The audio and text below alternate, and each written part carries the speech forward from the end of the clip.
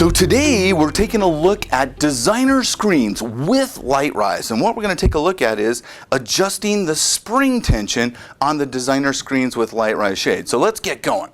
We're going to go ahead and remove the end cap off of the end of the shade and throw it away and come to the end of the shade. Realize on each end of the shade, once the end cap's removed, there's a 3/16 inch Allen screw or Allen drive within each end of the shade to make that adjustment. So here's both ends. You can't really see it there. And what happens is once I remove the end cap, I would come up to the shade, be it on the window or on the floor, and compress this spring on the end of the shade that I'll show you in just a second. Actually, I'll show you right now. It's a spring inside the shade. And when I'm pressing this spring into the shade, towards the shade, I'm compressing this spring.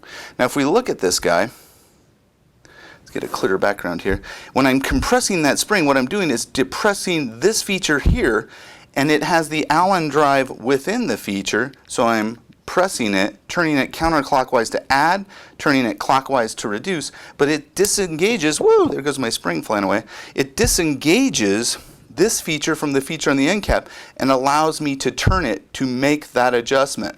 So again, more and less. This feature here comes in and is driven by the feature on the end here of the spring. And my spring has one of these adjustments on each end of the spring. Again, it's a torsion spring that loads up and down the length of the shade. But that's a pretty simple adjustment.